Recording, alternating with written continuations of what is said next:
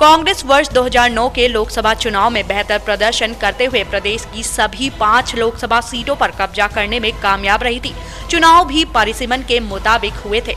High command की मंशा के चलते सांसदों पर विधानसभा चुनाव में इस प्रदर्शन को दोहराने का दबाव जारी रहा। विधानसभा चुनाव में प्रदर्शन बेहतर नतीजों के लिए टिकट बंटवारे में सांसदों की राय को अहमियत दी गई।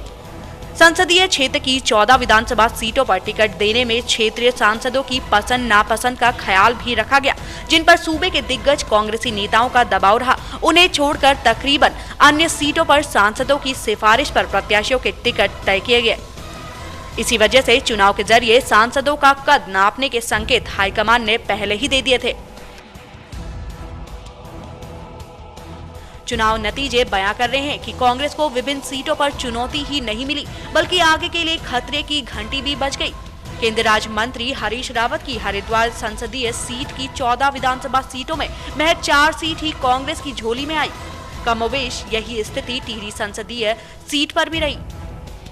वहां 14 में से 8 सीटें कांग्रेस हासिल नहीं कर पाई। टिहरी जिले की सीटों पर पार्टी का प्रदर्शन खराब रहा। टिहरी से विजय बहुगुणा सांसद हैं। इन दोनों की तुलना में पौड़ी सांसद सतपाल महाराज की स्थिति कुछ बेहतर है।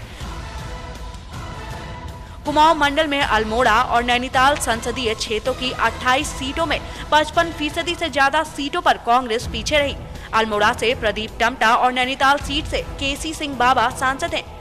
इन क्षेत्रों में कांग्रेस के दिग्गज नेता सीट गंवाने वालों में शामिल हैं। संसदीय क्षेत्रों में पार्टी को मिला जनादेश खतरे की घंटी बजा रहा है। इनमें से किसी के सिर पर अगर मुख्यमंत्री का ताज पहनाया जाता है तो लोकसभा उपचुनाव जीतने का रिस्क पार्टी कितना उठा पाती है, इस पर नजरें टिकी हैं। कुल मिलाकर विधानसभा चुनाव में सांसदों का प्रदर्शन इतना बेहतर नहीं रहा जितना रहना चाहिए था। इस बात की गवाही आंकड़े खुद दे रहे हैं। सौभाग्य मिथिला उत्तराखंड के लिए ब्यूरो चीफ मुकेश शर्मा की रिपोर्ट।